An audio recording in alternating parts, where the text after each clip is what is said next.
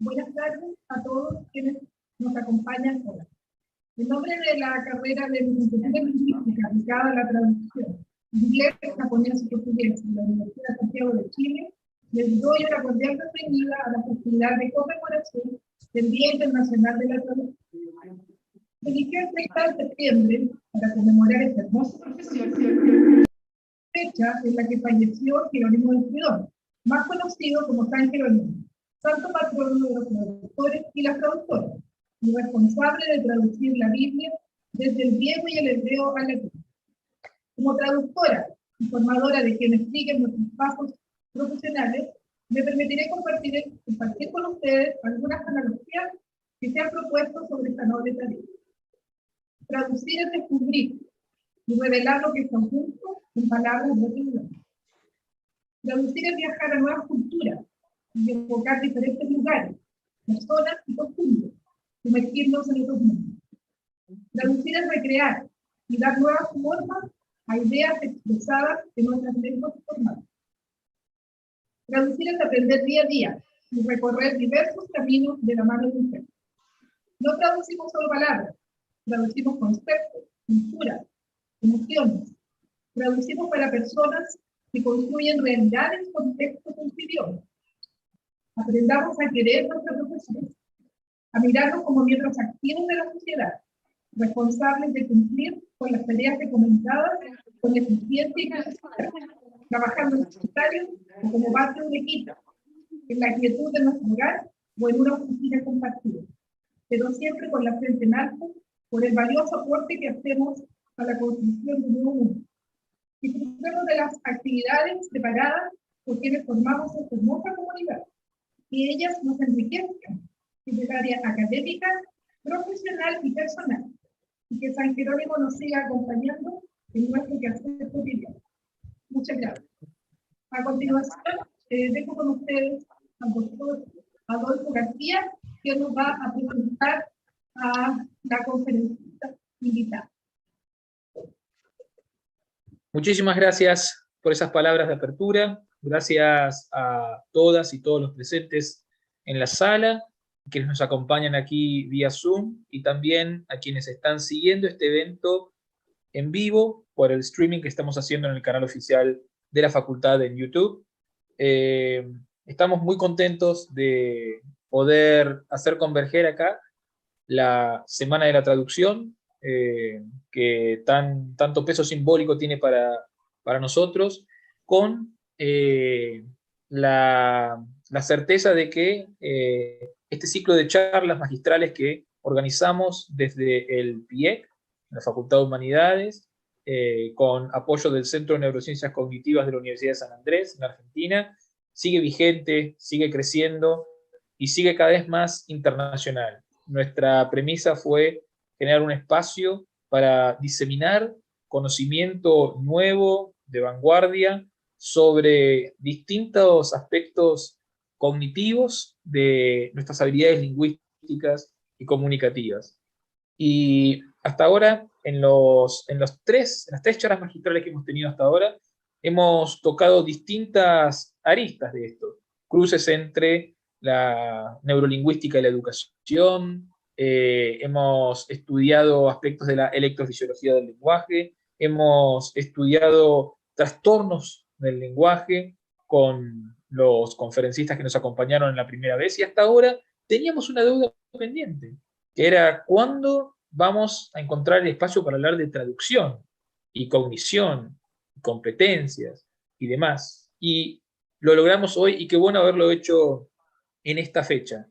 Y tanto mejor hacerlo con la compañía de quien es una amiga de la casa y una destacadísima colega, la doctora Patricia Rodríguez Inés, que nos acompaña desde España, y en un acto de arrojo familiar también, en horas no santas, está ahí apostada frente a la computadora.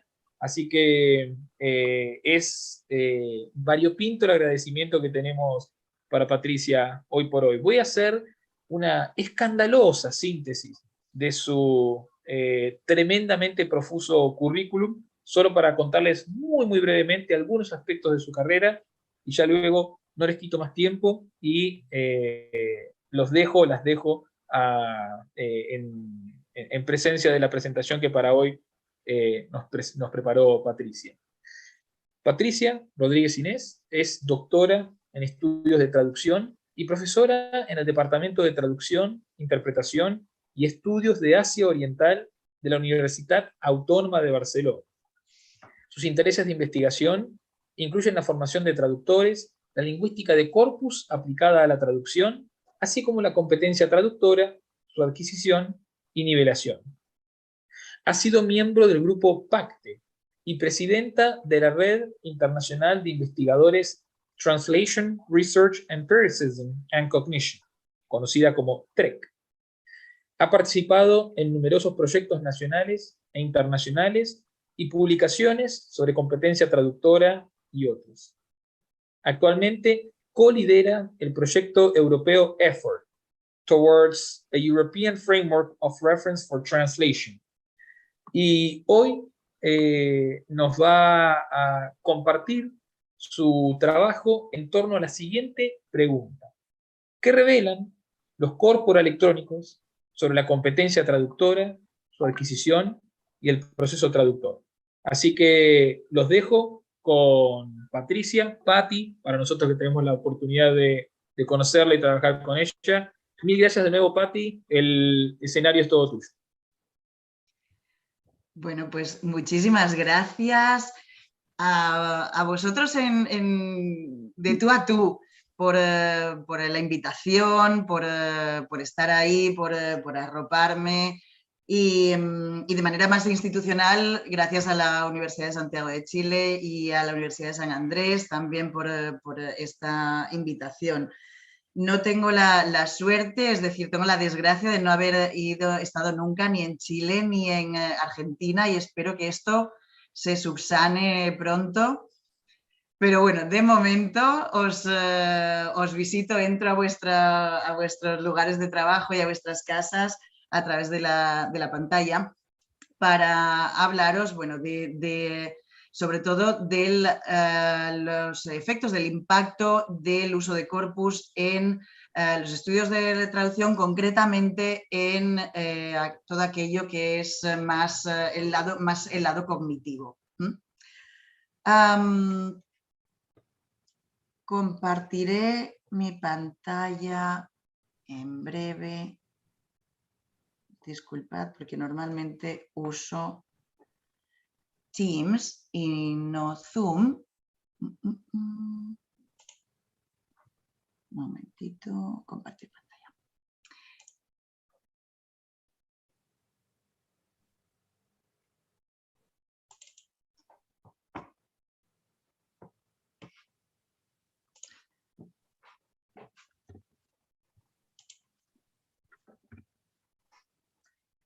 ¿Estáis viendo todos mi pantalla?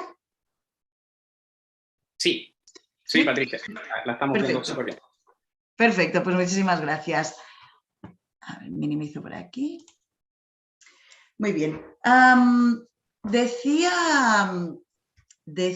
la persona que ha dado unas palabras de bienvenida que traducir es descubrir.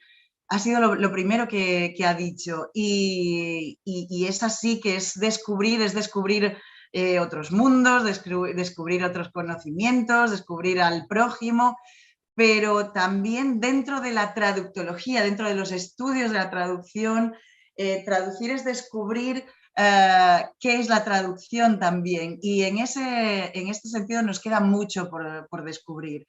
Muchos de los que ahora somos investigadores en traducción venimos de las filologías y siempre digo que no, por supuestísimo, no tenemos que tener ningún complejo. Hemos hecho nuestro proceso de reciclaje y nos hemos abierto a un mundo nuevo. Pero seguramente que cuando veníamos del campo de la filología no teníamos ni idea de lo que se podía investigar en traducción ni cuántas cosas se podían descubrir. Muchos años después, décadas después, hemos descubierto muchas cosas, pero como digo, en algunos terrenos la traducción, la traductología todavía no está del todo desarrollada y le quedan muchos interrogantes. Así que todavía, como digo, queda mucho por descubrir. Hoy voy a hacer un pequeño intento, una pequeña incursión en el mundo de, de los estudios de proceso y de competencia traductora, para mostraros algunos datos sobre lo que hemos aprendido, ¿sí? Empezaré, si os parece, por comentar, por hacer un pequeño repaso sobre el impacto que ha tenido la lingüística de corpus en la investigación sobre proceso traductor, ¿sí? Translation Process Research, se le conoce sobre todo con estas siglas, con este acrónimo.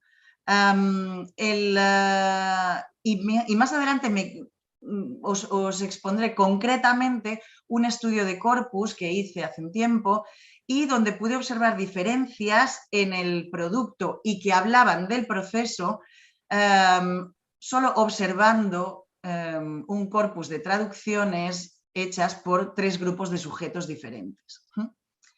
Muy bien, pues vamos allá. Los corpus tradicionalmente en los estudios de proceso se han utilizado para evaluar el producto final, ¿sí? El resultado final del proceso que ha seguido el traductor.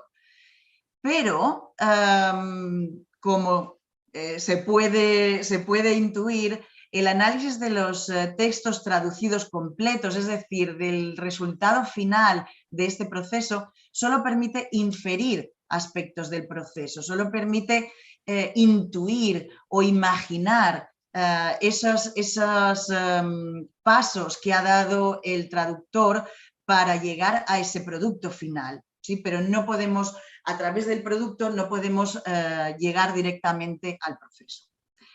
¿Cuál ha sido la consecuencia de esto? Que cada vez más se han dado estudios que combinan corpus y datos experimentales para que en esta sinergia, en esta combinación, se puedan triangular datos y se puedan llegar a tener una visión más completa. Tenemos muchos, o en los últimos años, como digo, se han aumentado los estudios basados en corpus, pero que ya tienen en cuenta el proceso y el producto. A continuación quiero destacar algunas áreas donde el uso de corpus ha tenido mayor incidencia. Dentro de la escasa incidencia que todavía ha tenido el uso de corpus en los estudios sobre proceso, pero quisiera destacar algunas de estas áreas.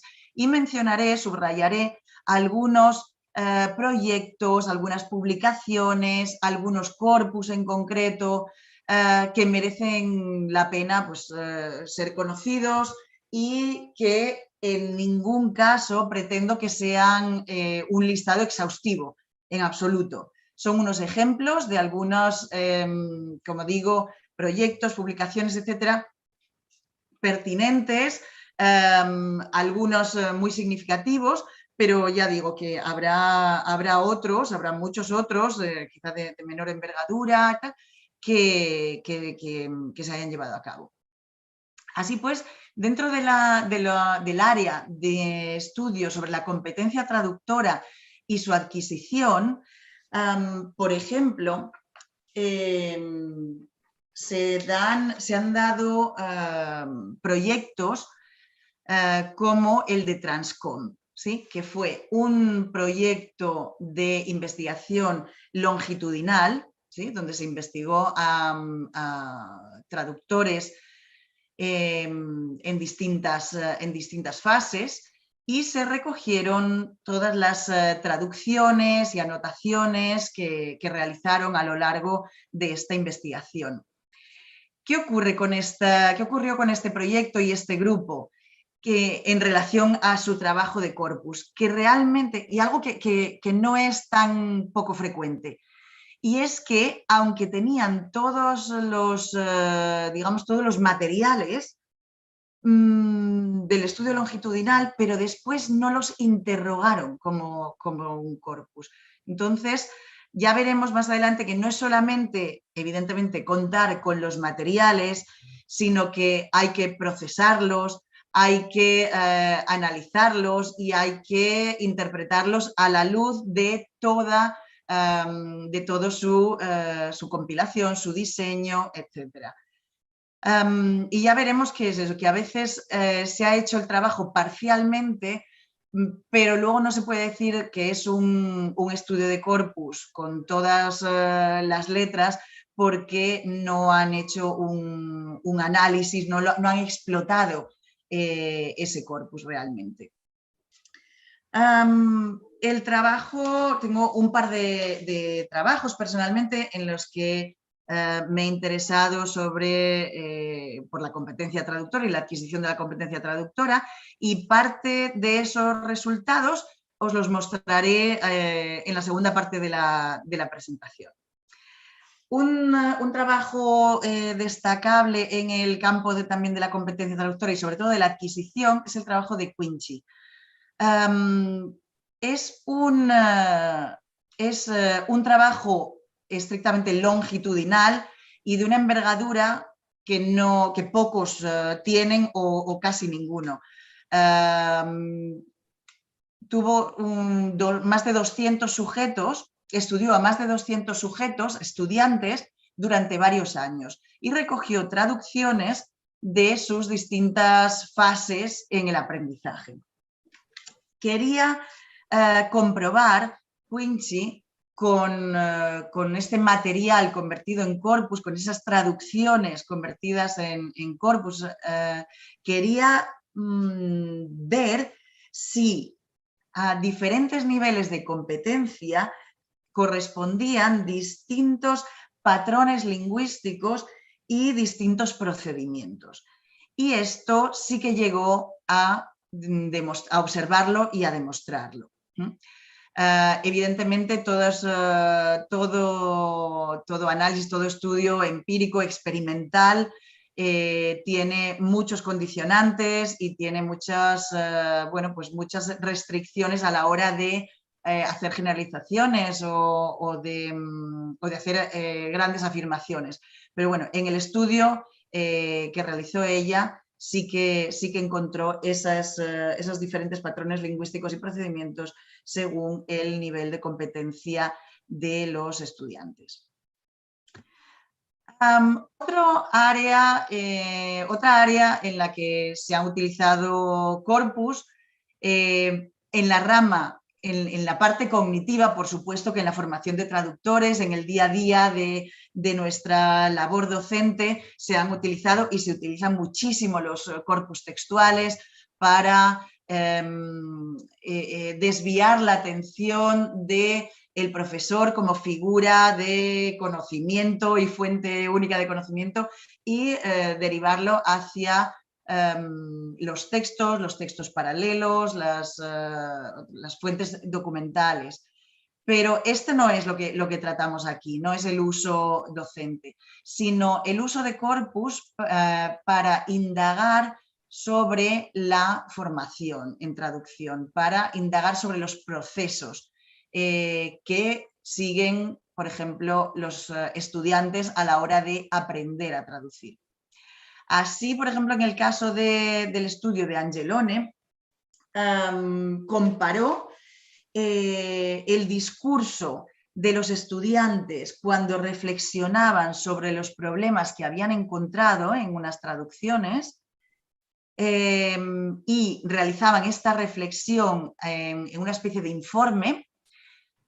Lo comparó con esas reflexiones cuando las hacían enfrente de la pantalla viendo su propia actuación, ¿sí? Estos discursos, estos informes convertidos en corpus le permitieron observar, le permitieron comprobar que los discursos eran diferentes, ¿sí? Diferentes de cuando el estudiante reflexionaba a modo de informe o cuando reflexionaba viendo su propia actuación en pantalla como si fuera un vídeo, ¿sí? Retrospectivo. Esta segunda manera de autorreflexionar, era mucho más rica. Encontró elementos de mucha mayor riqueza y mayor amplitud.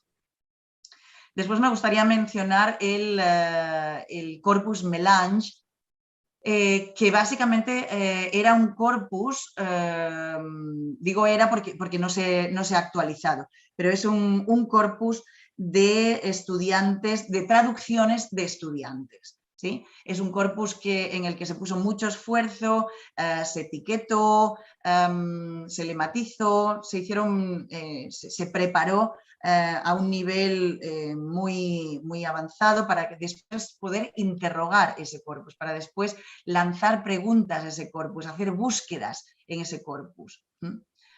Un corpus similar y mucho más actual, pero que no tiene a priori una orientación hacia los estudios de proceso, es el corpus MUST, ¿sí? M-U-S-T. Y es un corpus también de traducciones de estudiantes de traducción, ¿sí?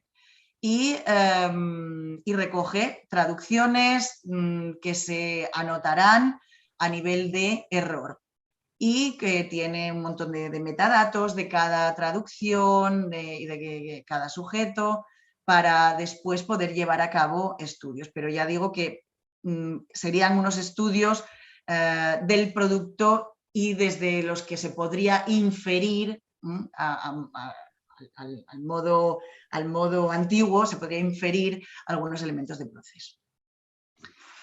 Otro área de estudio son las unidades de traducción, ¿sí? Las unidades de traducción se pueden investigar o se pueden entender desde el producto de la traducción, es decir, desde las traducciones escritas o desde el proceso. Y estos estudios a veces han dado resultados diferentes. ¿Qué es una unidad de traducción desde el punto de vista de la traducción escrita y qué es una unidad de traducción si se investiga desde el proceso? Y algunos estudios precisamente interesados en el proceso han intentado unir ambas orientaciones. Por ejemplo, uno de los primeros ejemplos de intento de unir ambas orientaciones fue el de intentar identificar unidades de traducción asociadas al esfuerzo cognitivo, pero triangulando los datos con corpus, con datos de keylogging, datos de eye tracking y con datos de Think Aloud Protocols. Disculpadme si menciono algunos elementos, algunos términos que no conocéis del todo, no me pararé a definirlos, pero si al final de la charla necesitáis alguna aclaración, por supuestísimo que os la puedo dar o os puedo redirigir a definiciones o a publicaciones, ¿sí? Más que nada para no pararme ahora en algunas definiciones. Muy bien, algunos proyectos en los que, aparte de otras cosas, se han investigado unidades de traducción, pues son proyectos Croco, Probral. Hay algún software que se ha diseñado específicamente para la investigación de cuestiones procesuales, de cuestiones de proceso en traducción. Y algunos de ellos están aquí, el Literae o el DTAC Toolkit. Y, como digo, alguno de los estudios que se han podido realizar son sobre unidades de traducción. Es una investigación muy compleja la de las unidades de traducción, porque incluso lo que en algún momento de los estudios de traducción parece que está claro, que una unidad de traducción es aquello,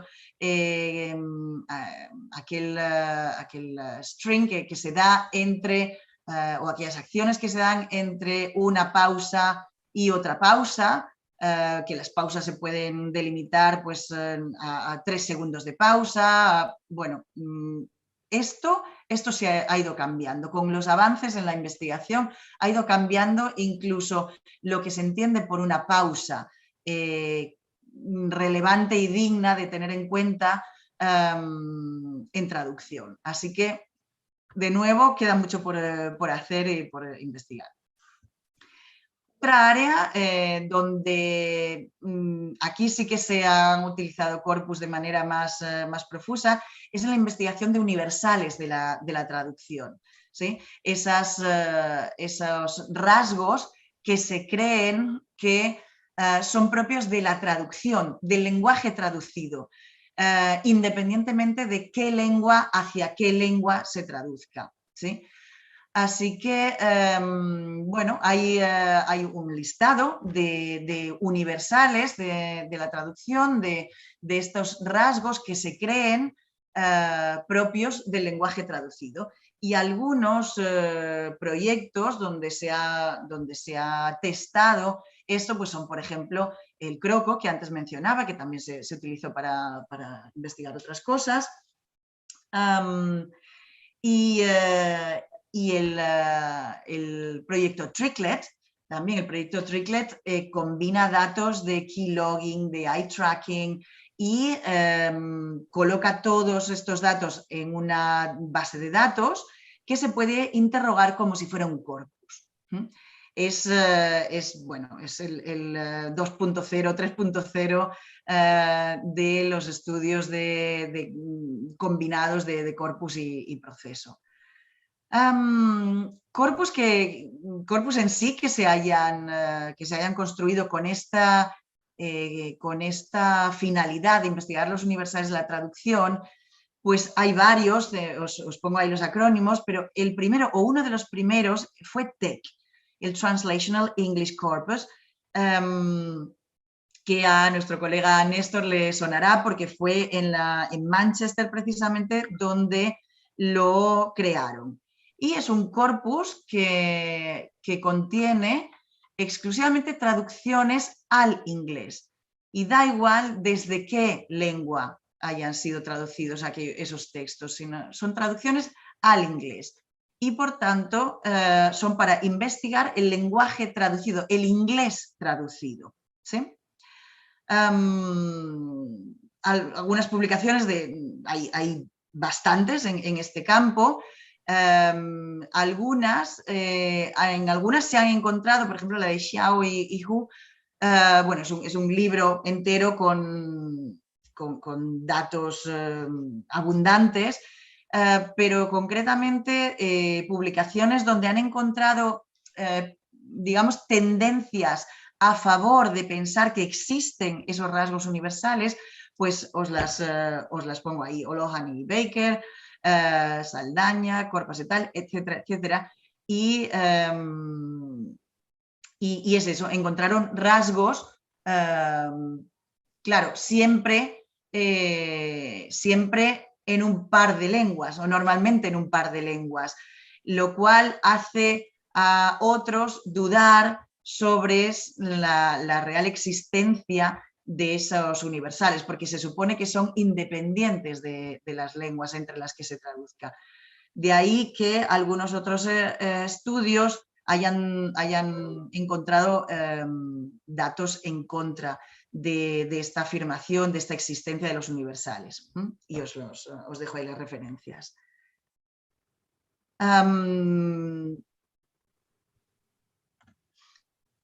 Otra área es de estudio en la que se ha utilizado corpus para investigar sobre proceso, es en el campo del estilo del traductor o traductora. No el estilo del texto, sino el estilo propio del traductor. Rasgos que marcan cómo traduce un traductor frente a cómo traduce otro traductor, ¿sí? Aquí, por ejemplo, tenemos el estudio de Saldaña, que comparó las traducciones de dos traductores y se fijó, por ejemplo, en elementos como cómo utilizaban los extranjerismos o cómo utilizaban las cursivas para enfatizar o cómo utilizaban el zero that, ¿sí? Ese that en inglés que es opcional. El I think that I think that you're nice, I think you're nice. Entonces, bueno, también de ahí surgieron evidencias de que los traductores también tienen, como muchos autores, tienen rasgos particulares a la hora de traducir. Y el corpus de Estra y el trabajo de Magalhães en Brasil, que en Brasil, concretamente en Belo Horizonte, han sido pioneros en cuanto a estudios de proceso basados en corpus, en cuanto a diseño de herramientas para estudiarlos y en el diseño de corpus como es este, donde se almacenan textos junto con muchos datos pertinentes para el estudio del estilo del traductor.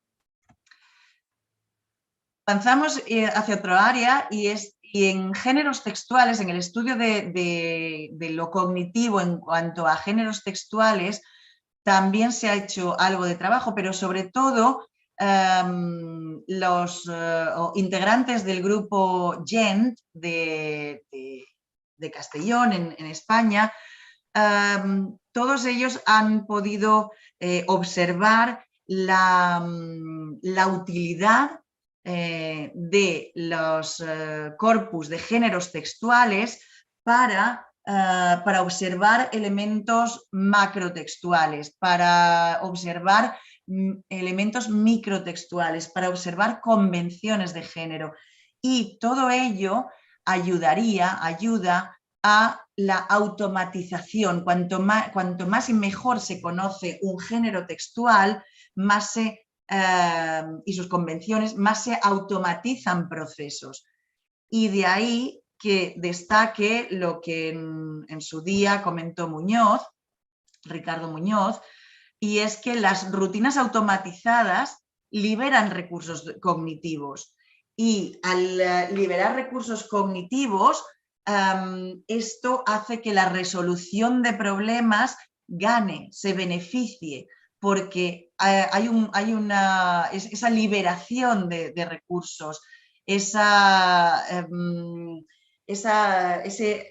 aligerar al cerebro del peso de algunas rutinas, hace que ese espacio quede liberado para poder resolver problemas más fácilmente y de forma también más automatizada.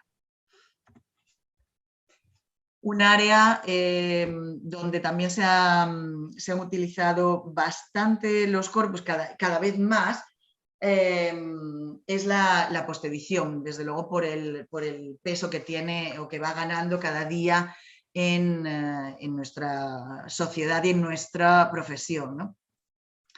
El foco principal a la hora de utilizar corpus en el estudio cognitivo de la postedición ha sido sobre todo para valorar el esfuerzo cognitivo, ¿sí? Para estudiar el esfuerzo cognitivo, el esfuerzo que pone un traductor a la hora de traducir.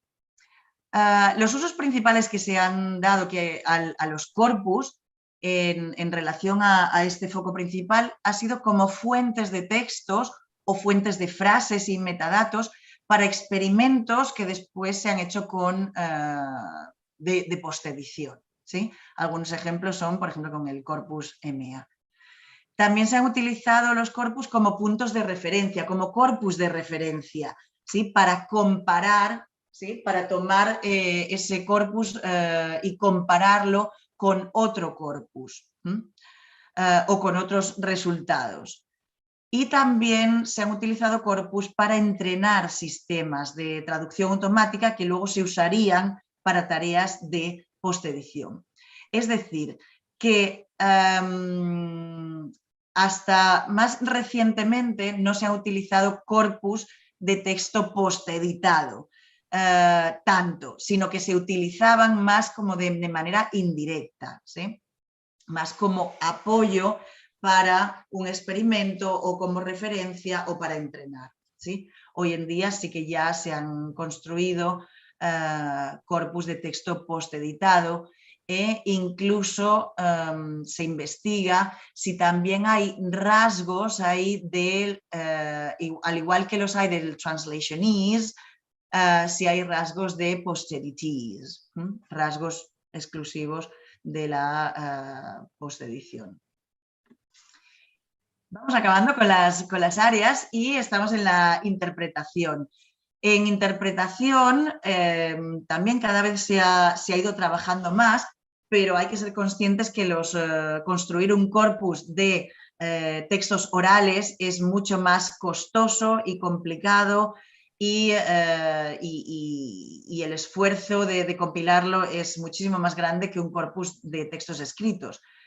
Por lo tanto, bueno, pues hay que tenerlo en cuenta a la hora de valorar a veces bueno, pues el tamaño de los corpus y lo que se ha podido hacer con ellos.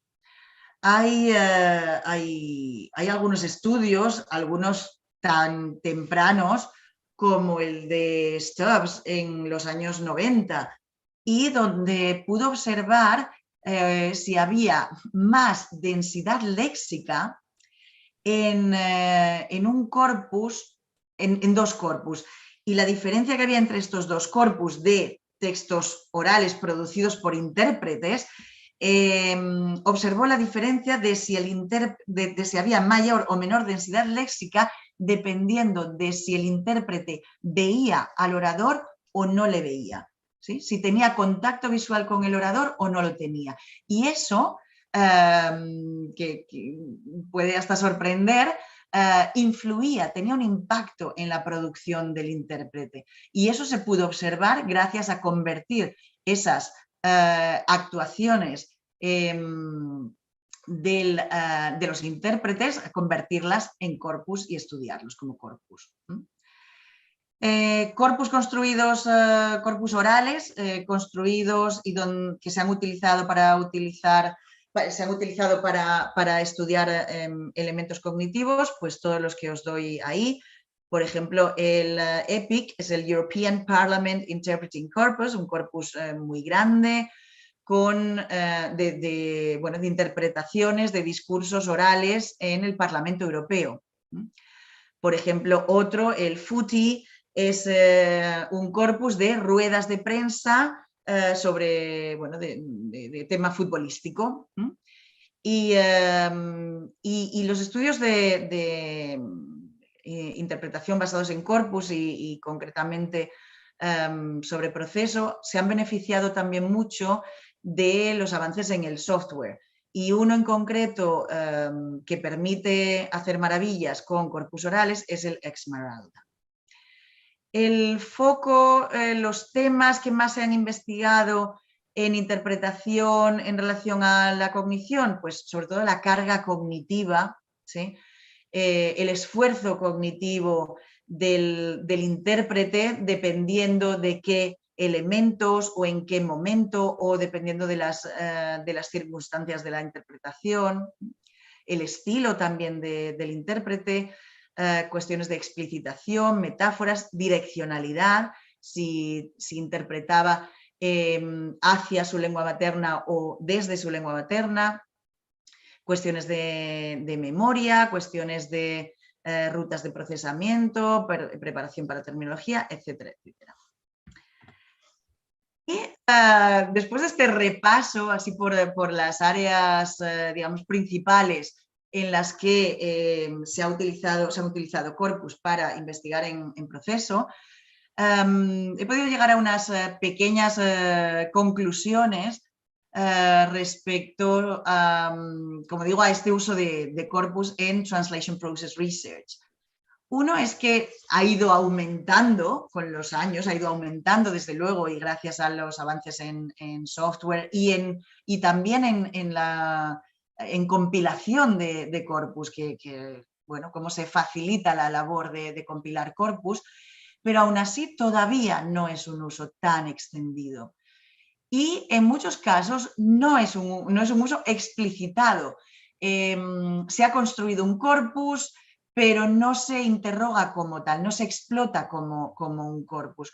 O se han investigado algunas cosas por aquí o por allá, pero no se trata como si fuera un corpus, ¿sí?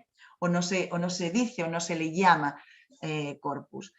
Por lo tanto, todavía existe un gran potencial para el uso de corpus en Translation Process Research. Hay muchas cosas por investigar y el uso de corpus viene a complementar los estudios de proceso, ¿sí? En ningún caso el estudio de corpus por sí mismo puede atajar, puede abordar estudios de proceso y llegar a unas generalizaciones o a unas afirmaciones rotundas, ¿sí? Así que el potencial está en la combinación y en la triangulación. También hay poca información concreta sobre las aplicaciones de todos esos resultados de investigación basada en corpus sobre aspectos cognitivos en traducción, ¿sí? Lo que se ha aprendido sobre aspectos cognitivos de la traducción gracias a los corpus tampoco se ha difundido muchísimo. ¿Qué impacto ha tenido en la formación todo lo que hemos aprendido de aspectos cognitivos en la traducción? En general, pero menos aún se ha difundido si estos resultados han venido de investigaciones basadas en corpus. ¿Ha tenido algún impacto en el software que utilizan los traductores, por ejemplo? ¿Ha tenido algún impacto en el mercado, en las industrias de la lengua? ¿Alguna política pública? ¿Alguna otra investigación? Bueno, como veis, seguimos preguntándonos y seguimos pues con mucha necesidad de investigación. Quiero pasar ahora no sé cómo voy de tiempo, avisadme si me paso, Néstor, Edinson, pero si vamos bien, me animo a... ¿Sí? Sí. Perfecto. Pues comienzo entonces a explicaros ya concretamente, dejamos atrás ese repaso sobre lo que han supuesto los corpus en los estudios de proceso traductor y me centro en un estudio de corpus concreto, que quizá es el que os ha picado la curiosidad bueno, a ver cómo se responde esta pregunta, ¿no? De qué diferencias hay entre las traducciones producidas por traductores o por profesores de idiomas o por estudiantes de traducción. Me gustaría saber si en la sala hay algún profesor de idiomas que no sea traductor o que no sea profesor de traducción o que no tenga experiencia en traducción. Ya me lo diréis después. Pero adelanto que espero que no se ofenda nadie, porque los profesores de idiomas responderán de una manera, y estoy aquí haciendo un poquito de spoiler, pero responderán de una manera porque han sido formados y entrenados para ser profesores de idiomas y no traductores, ¿sí? Bueno, os cuento cómo ha sido esta investigación. Bueno, para empezar, partimos o nos situamos dentro del marco de la investigación experimental del grupo PACTE en competencia traductora. En nuestros experimentos y en todo nuestros experimentos y nuestros recorridos se ha investigado sobre todo el proceso traductor. Se ha investigado en proceso y en competencia traductora. Y una parte muy pequeña de la investigación se ha dedicado al producto, que la he hecho yo, básicamente, yo individualmente, y por eso es una parte pequeña. ¿En qué ha consistido pues los experimentos que hemos llevado a cabo en PACTE, en concreto los experimentos sobre competencia traductora. Hemos tenido a 35 traductores profesionales y a 24 profesores de idiomas que no tuvieran ninguna experiencia en traducción, ni formación ni experiencia en traducción, ¿sí? Mientras que los traductores profesionales sí que debían tener una experiencia mínima de 7 años como traductores, que su principal fuente de ingresos fuera la traducción, etc. ¿Sí? Las tareas experimentales que se les pidieron pues fue básicamente hacer traducciones y rellenar cuestionarios. He de decir que les observábamos y les grabábamos, ¿sí? Sin que ellos lo supieran. Esto, por aquel entonces y en el contexto en el que llevamos a cabo estos experimentos, estaba perfectamente permitido y justificado, ¿sí? En otros países no habría estado permitido el observarles y grabarles sin que ellos lo supieran, pero en España se pudo hacer porque además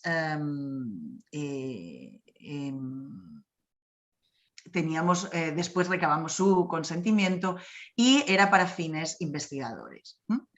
Pero esto era para mantener una ecología del experimento y que el hecho de que supieran que les estábamos observando, que no cambiara su manera de actuar. Bueno, había 6 combinaciones de lenguas, de inglés, francés y alemán hacia el español y el catalán y viceversa, porque se les pidieron traducciones directas e inversas, es decir, hacia la lengua materna y desde la lengua materna. Muy bien. Gracias al estudio de proceso se encontraron profesores de idiomas en, por ejemplo, la aceptabilidad de sus resultados. Bueno, no es casualidad que encontráramos que las traducciones de los traductores fueron más aceptables, eran mejores, es evidente. También encontramos diferencias entre estos dos grupos en cuanto al conocimiento declarativo y procedimental que tenían. Bueno, pues normal, los traductores sabían más sobre traducción y sabían más sobre traducir, ¿sí? Evidente. Evidente, pero bueno, había que demostrarlo empíricamente. Y también encontramos que usaban de manera diferente, traductores y profesores usaban de manera diferente sus recursos internos, es decir, cómo pensaban, y también los recursos externos, es decir, qué cosas consultaban. Vale. Y también se vieron diferencias entre la traducción directa y la traducción inversa. Tenéis todas las publicaciones de PACTE gratis disponibles en esa URL que os pongo ahí. Muy bien. Pero lo que yo quería hacer era complementar esos resultados que dio el estudio del proceso, lo quería complementar con un estudio de corpus y centrarme en el estudio del producto. En un estudio de corpus pues se dan estas fases básicas. Primero se establece el objeto de estudio, las hipótesis, se diseña un corpus o se selecciona un corpus, se procesa ese corpus, se analiza y después se interpretan los resultados y, si es necesario, se reformulan las hipótesis. Bueno, pues vamos paso a paso. Empezamos por el establecimiento del objeto de estudio y las hipótesis. ¿Qué preguntas me hacía yo? ¿Qué preguntas quería contestar con mi estudio de corpus? ¿Traducen diferente los traductores y los profesores de idiomas? Vale, pues esta era mi pregunta, pero claro, ¿esto cómo se puede observar? ¿Cómo podía observarlo? Pues lo tenía que observar mirando a la superficie de los textos traducidos, ¿sí? Para ver si había algún rastro en las traducciones de esas diferencias. Vale. Algo que se me ocurrió observar es que podría haber observado muchas cosas y de hecho ya os citaré algunas después, pero concretamente me interesó estudiar si eran más parecidas entre sí las traducciones de los traductores o las traducciones de los profesores, ¿sí? ¿Eran parecidas entre sí o eran diferentes? ¿Eran también más parecidas entre sí las traducciones directas? ¿O eran más parecidas entre sí las traducciones inversas? las que eran hacia la misma lengua, evidentemente. También me interesó saber sobre frecuencias, si había diferencias en la frecuencia de uso de algunas palabras o expresiones en cada par de lenguas y grupo experimental. ¿Sí? También si había alguna diferencia en el uso, ¿sí? Que para eso es para lo que se construyen corpus, para investigar sobre todo el uso, ¿sí? O para observar el uso. También me pregunté cuáles serían los resultados si se analizaran las traducciones hechas, las mismas traducciones hechas, pero en este caso por estudiantes, ¿sí? Más adelante, después de investigar los resultados de traductores y profesores, después lo contrasté con esas mismas traducciones, pero hechas por estudiantes. Bien, segundo paso, diseñar el corpus, o en este caso seleccionarlo. Tenía el corpus, tenía las traducciones hechas por todos los sujetos del experimento. Eran 4 textos originales, uno en español, uno en inglés, uno en francés y uno en alemán. Y más o menos textos de 150 palabras cada uno. Y con estos, con el número de sujetos y estos textos originales, conseguí un corpus de 113 traducciones. Ahí tenéis la diferencia, la distribución, perdón, entre esos textos meta, entre esas traducciones. ¿Cuántos textos meta eran de traductores? ¿Cuántos eran de profesores? ¿Cuántas traducciones en directa, ¿sí? Hacia el español y cuántas traducciones hacia la inversa, ¿sí? En dirección inversa, es decir, desde el español. Los textos eran como estos. ¿Sí? Este en concreto es el de traducción directa en inglés. Y me fijé, entre otras cosas, me fijé en cómo se habían traducido algunos de estos términos, por ejemplo, hackers, keylogger, bueno, pues esto podían ser, quedarse como extranjerismos, ¿sí? Como loanwords, Trojan horse, aquí había mucho potencial para que se tradujera como un calco, bueno, eran elementos que ya podía yo tener una sospecha que podían dar frutos, ¿no? Este fue el texto de... lo anterior era una noticia, ¿sí? Una noticia sobre un virus informático. Y este era el texto de traducción inversa, para traducir del español hacia el inglés, francés o alemán. Y esto era un texto así con más carga cultural, era un extracto de una guía turística. Muy bien. Seleccionado el corpus, bueno, pues tenía que procesarlo de alguna manera. Bueno, no me paro mucho aquí, convertí a texto y se llevó a cabo un procedimiento basado en reglas que es el stemming, que es más o menos como la lematización, ¿sí? Lo único que el stemming es un poco más impreciso porque es más automático, ¿sí?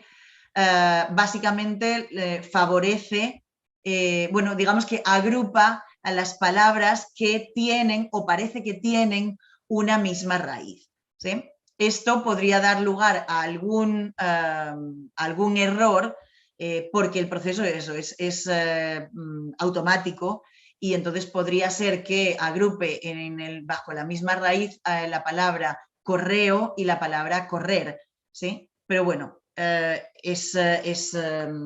también es algo infrecuente, ¿no? que se den estos casos. Y es un proceso, como digo, un procedimiento muy rápido por lo automático que es. Y es eso, lo más parecido es la lematización, si eso quizá os suena más. Muy bien. Pensé en analizar varias cosas. Por ejemplo, esto es más para daros ideas si en algún momento os apetece hacer un análisis de corpus y tenéis que pensar en qué podríais centraros. Pues, por ejemplo, se me ocurrió observar calcos o palabras susceptibles de ser traducidas como calcos o como préstamos. observar qué se había hecho con los paréntesis, con las comillas, con las notas del traductor, observar el type token ratio, que da un poquito de información sobre densidad léxica, observar la longitud de frase. Bueno, todo esto para hacer comparaciones entre grupos y entre grupos en este caso. Utilicé herramientas como el Wordsmith Tools, el Ancong o el ADA para la longitud de frase. ¿Sí? Muy bien. Y en otra parte del estudio, pues me interesé sobre todo por la similitud, que va a ser sobre lo que más os explique, sobre la similitud entre textos. Y también me interesó saber observar frecuencias de uso. Y bueno, pues me centré en algunas frecuencias que llamaban la atención. Para esto, entonces tuve que utilizar técnicas para la detección de plagio basadas en corpus. Esto, yo tenía la idea, yo sabía qué es lo que quería hacer, pero no sabía cómo hacerlo. Así que tuve que pedir ayuda a alguien, a un profesor de una universidad alemana que es experto en detección de plagio. ¿Sí? Y bueno, me montó los algoritmos para que yo pudiera extraer lo que quería extraer. Muy bien. Haré un recorrido, o sea, bueno, mencionaré un par de ejemplos de calco y lo de frecuencia seguramente ya ni lo mencionaré, pero bueno, esto será en lo que me centre. Calcos, nada, os diré dos frases.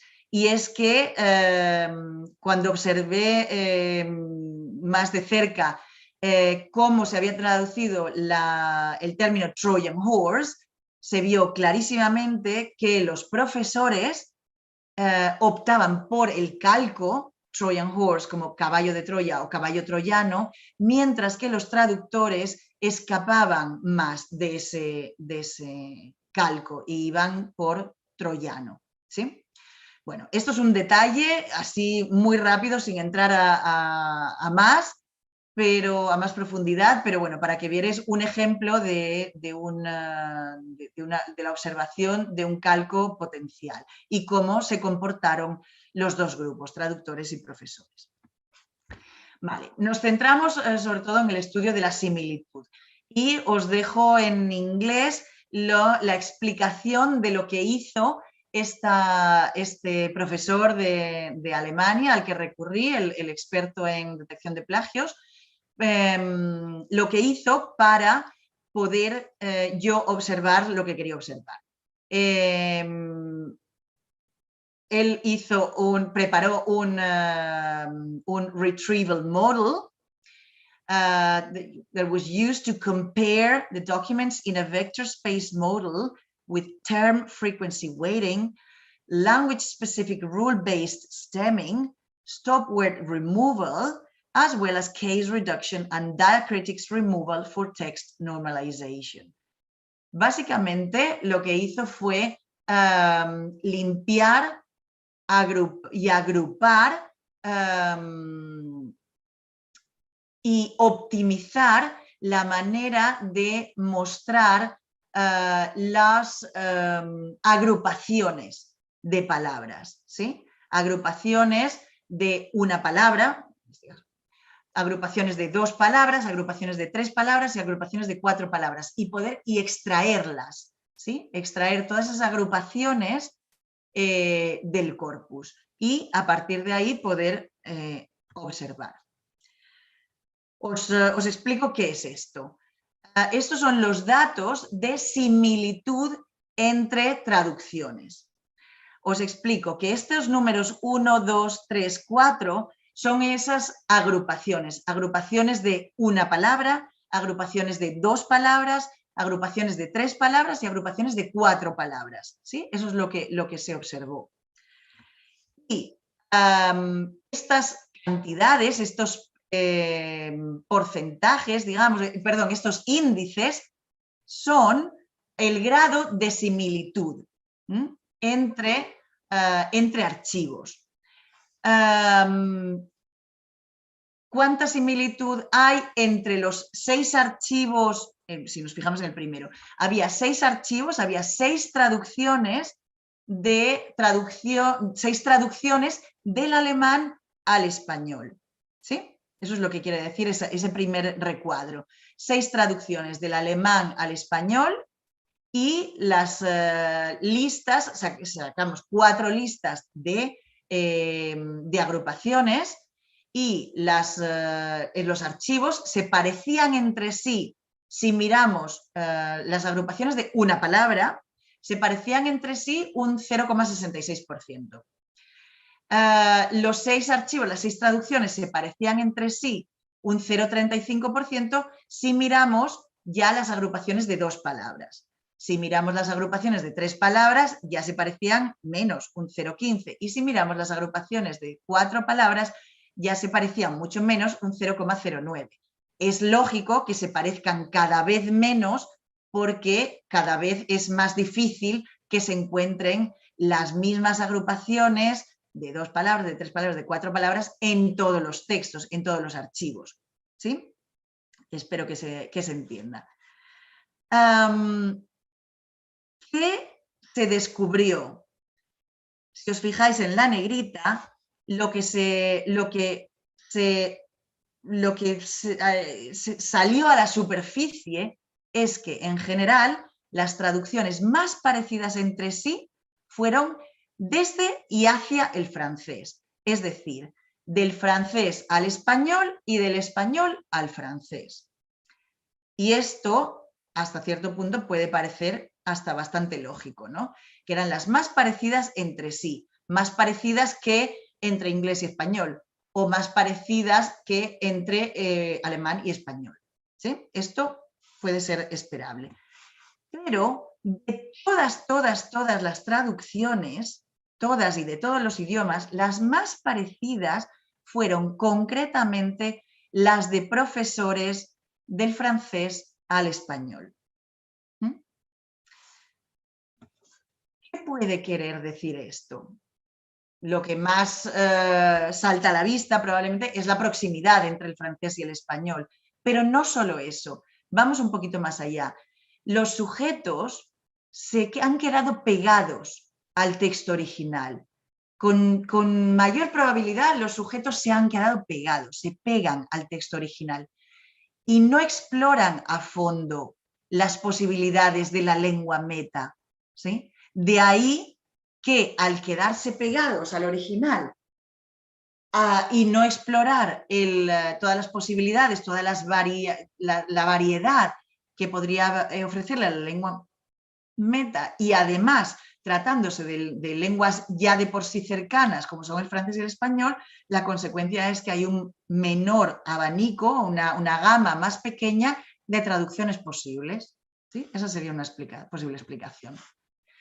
Vamos a ver la similitud entre traducciones, pero ya poniendo juntos a traductores y a profesores. Aquí no miramos si se distinguían. Aquí miramos la diferencia entre traducciones directas y traducciones inversas. ¿Y qué salió a la superficie? Que las traducciones inversas siempre eran menos parecidas entre sí, independientemente del par de lenguas en las que se tradujera. En todas las negritas se ve siempre un porcentaje, un índice mayor un índice menor de diferencias. ¿Sí? Es decir, las traducciones inversas son más diferentes entre sí. Difieren más entre sí que las traducciones directas. ¿Qué posible explicación puede tener esto? ¿A qué puede deberse? En primer lugar, a los niveles individuales de competencia lingüística. Cada uno se expresa dentro de sus límites. Cada uno se expresa en la L2, ¿sí? Si son traducciones inversas, son hacia la L2. Y cada uno tiene un nivel de competencia en la L2 y se expresa dentro de sus límites. Si yo sé más L2, podré expresarme mejor o tendré un abanico mayor de posibilidades que otro que tiene una peor L2. Por otra parte, también tiene que ver la aceptabilidad. Las traducciones inversas fueron peores que las traducciones directas en todas las lenguas, ¿sí? Con lo cual, en las traducciones inversas tenemos una gama de equivalentes correctos ahí reflejadas, pero ahí hay que sumarles todos los equivalentes incorrectos que se han dado.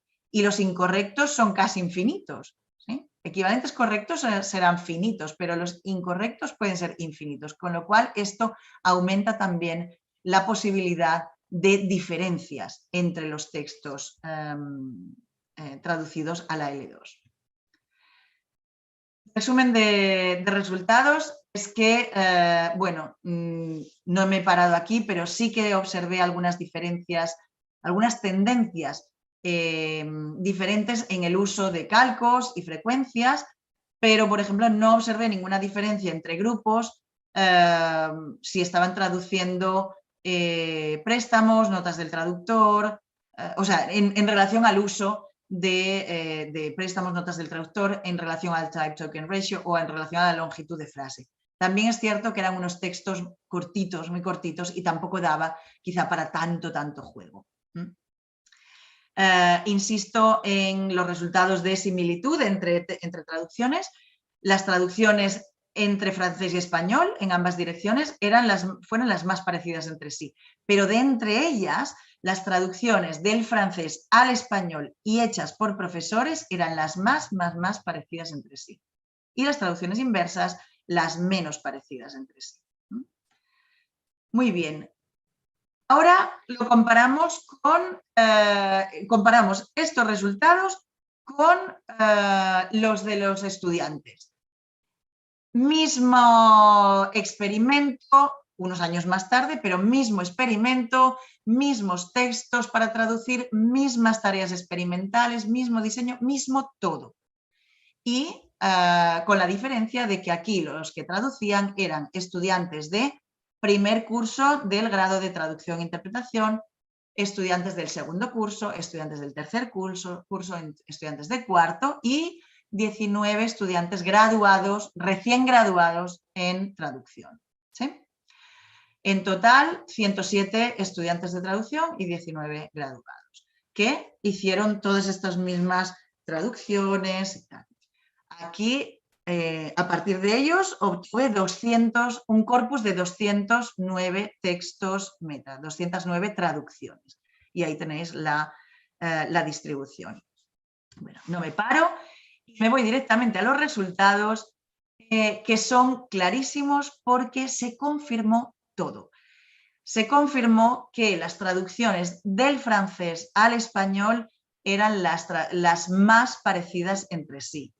Se observó, que es muy interesante, que los estudiantes de traducción de primero de francés al español, aquellos que tienen una competencia pretraductora, ¿sí? Están en primero y han tenido apenas unas clases, quizá incluso ni siquiera ni una clase de traducción, han tenido clases de idiomas, han tenido clases de otras cosas, pero ni una clase de traducción, es decir, por eso tiene una competencia pretraductora. De ellos salieron las traducciones más parecidas entre sí en todos los sujetos, independientemente del par de lenguas. ¿Sí? Y esto asemejándose, si queréis verlo así, a la actuación, por lo menos en este sentido, a la actuación de aquellos profesores de idiomas que también hicieron sus traducciones lo más parecidas entre sí. Y también se confirmó que las traducciones inversas eran las más diferentes entre sí. Muy bien, acabamos ya y me pregunto por las implicaciones que tienen todos estos resultados. Desde luego para el estudio de la competencia traductora y de la adquisición de la competencia traductora. ¿sí? Estos datos extraídos de corpus y que han venido a complementar los resultados de proceso se han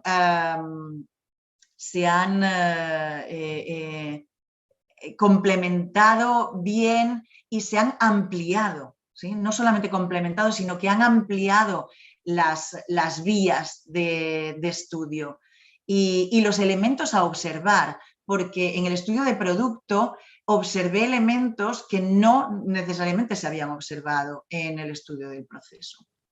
Desde luego tiene implicaciones estos resultados, aunque sean a corto, aunque tengan sus restricciones, pueden verse implicaciones para la formación en traducción, sobre todo en el uso de calcos, en la distancia con el texto original, donde se tienen que hacer más hincapié, desde luego en las lenguas cercanas, desde luego en los niveles más bajos de la competencia traductora. Se pueden sacar lecciones para el uso de recursos textuales en la L2, para el uso crítico de diccionarios, es decir, para la competencia instrumental, ¿sí? Sobre todo el uso de los diccionarios bilingües, la importancia del contexto, etcétera, etcétera. Con esto quería acabar la charla. He ido de un repaso grande sobre el uso de corpus en los estudios de proceso y de traducción, de proceso traductor y aspectos cognitivos, para mostraros pues un ejemplo, un botón de muestra de un estudio de corpus donde se ha combinado proceso y producto, pero sobre todo se ha investigado el producto y ha venido, como decía, a complementar y a ampliar lo que se había encontrado para el proceso. Os dejo ahí las referencias de unas publicaciones donde hablo de estos resultados. Os dejo mi correo electrónico por si queréis poneros en contacto o tenéis alguna duda o necesitáis que os envíe algún dato. Y os agradezco muchísimo vuestra atención a estas horas de la tarde, en vuestro caso, y gracias por estar ahí, que a veces también seguir estas charlas online no es del todo fácil. Así que muchísimas gracias. Os devuelvo la palabra.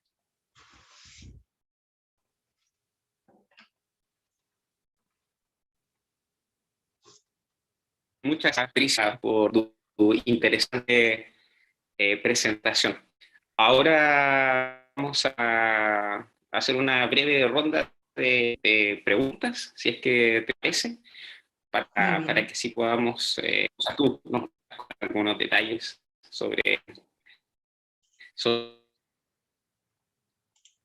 Dejo de compartir la pantalla, si os parece. Pregunta. Sí, yo creo que sería bueno para ti, para que podamos vernos los que estamos.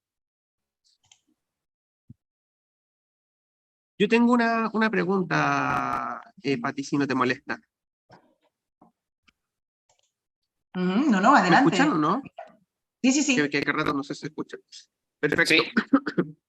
Sí. Bueno, primero que todo te agradezco enormemente la presentación, porque creo que es un tema tremendamente interesante y particularmente que tiene muchísimos usos y que de alguna manera es bastante subutilizado para justamente mostrar este tipo de fenómenos como el que mostraste tú.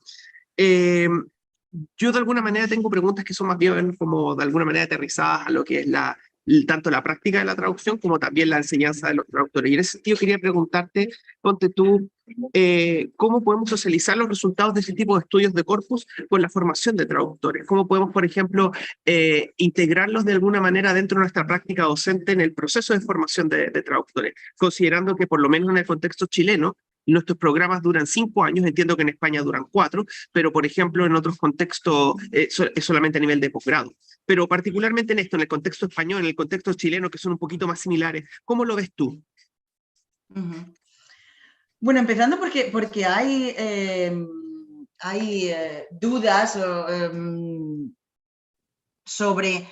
Empezando porque por cuándo, en qué momento se podría o se debería introducir los elementos de corpus o las herramientas de corpus en la formación de traductores.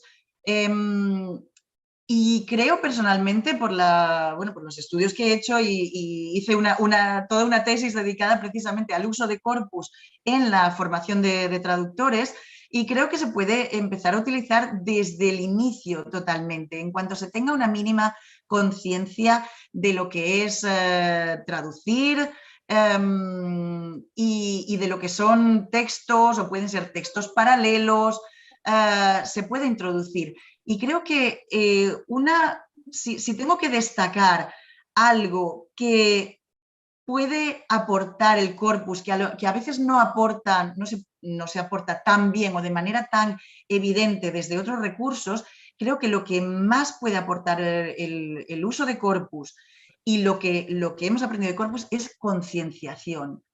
Claro. Awareness raising. ¿Sí? Concienciación sobre los textos, sobre el texto, sobre la documentación, concienciación sobre los resultados de una traducción, ¿sí? El producto final, Claro. concienciación sobre tendencias a veces conscientes o inconscientes, pero visibles probablemente en el producto final.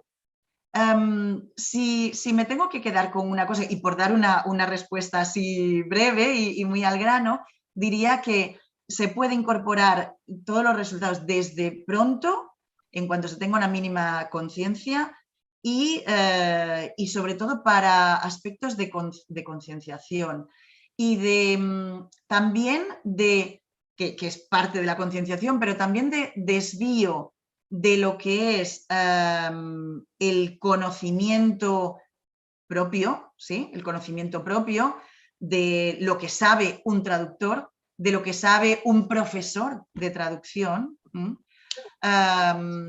y desplazar esa atención hacia el uso de corpus como fuente de documentación, y una fuente de documentación basada en datos empíricos, ¿sí?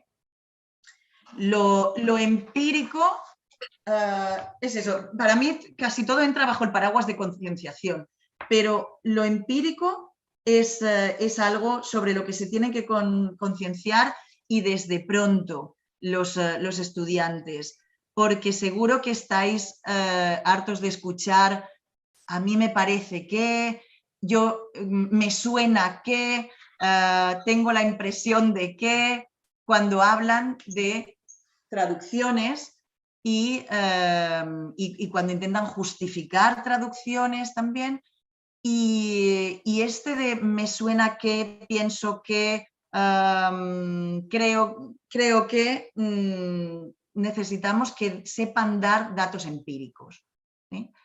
Y esa es otra parte de la concienciación, de todos los usos que puede tener para apoyarles, para aprender sobre el texto y sobre la traducción, y para aprender sobre la documentación también, que son básicamente mis dos áreas de foco en mi vida académica.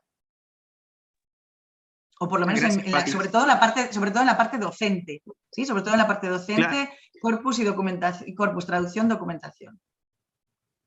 Me parece muy interesante lo que mencionas, Pati, porque también, bueno, nosotros hemos tenido algunas experiencias, por lo menos en nuestro programa, en que hemos ocupado esto, pero para propósitos de lengua inglesa, siguiendo los trabajos más bien de Bernardini, que justamente también aporta el tema de corpus, pero justamente para la enseñanza de textos especializados, de convenciones textuales, también lo hemos hecho con temas de...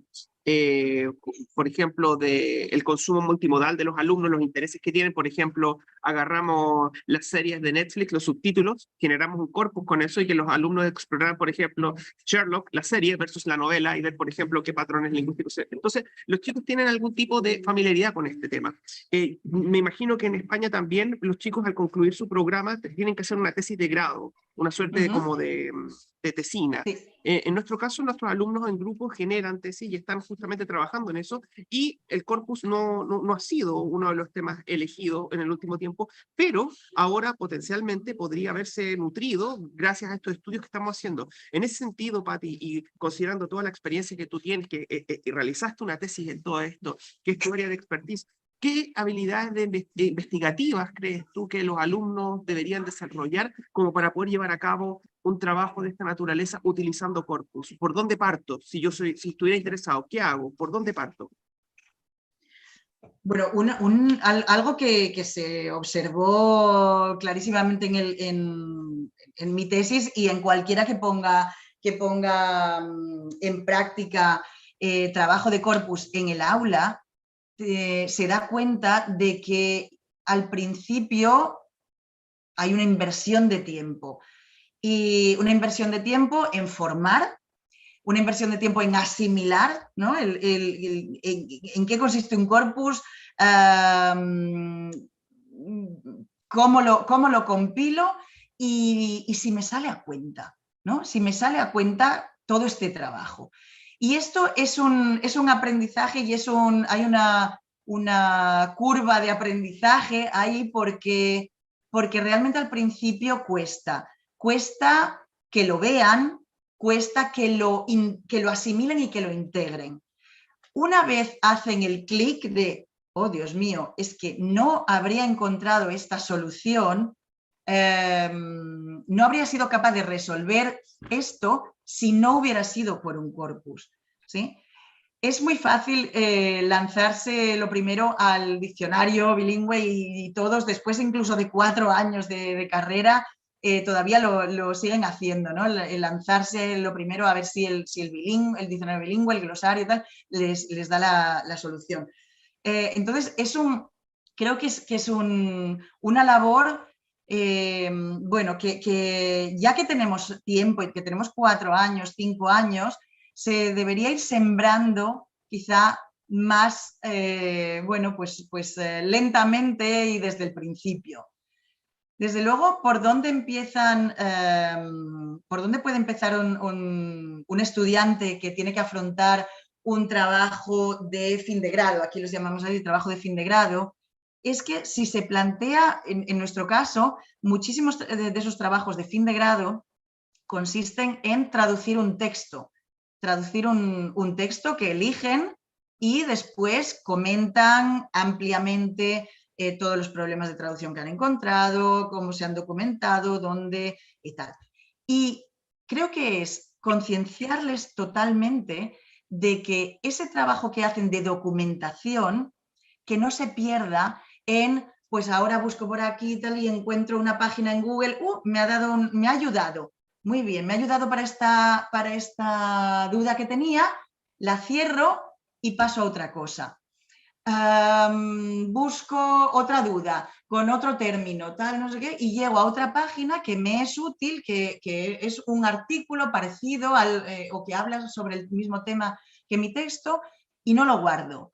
O lo guardo, pero lo guardo solito, aparte, como un PDF ahí navegando en una carpeta. Que tienen que darse cuenta, y a veces es con algunos consejos, algunos toques para que vean el salto cualitativo de recoger, de los beneficios que les aporta recoger esos corpus y, de recoger esos textos, en este caso estamos hablando de textos paralelos, emplear unos minutos a lo mejor en pasarlos a formato TXT o descargarse una página web, que hay web downloaders gratuitos y se puede descargar en unos minutillos, o conversores de formato que también te convierten textos automáticamente. Todo eso puede que merezca la pena emplear esos pocos minutos para después sacarle mucho provecho, mucho jugo, no solamente para realizar la traducción, para elaborar una traducción y encontrar equivalentes, sino después para justificarlo. Esa parte de la justificación es muy importante. Siempre les digo a los estudiantes que tienen que ser capaces de justificar todas sus traducciones. Probablemente nadie les preguntará, o el cliente no les va a preguntar todo el rato por qué has puesto esto sí y esto no, pero en su mente deben de tener alguna justificación.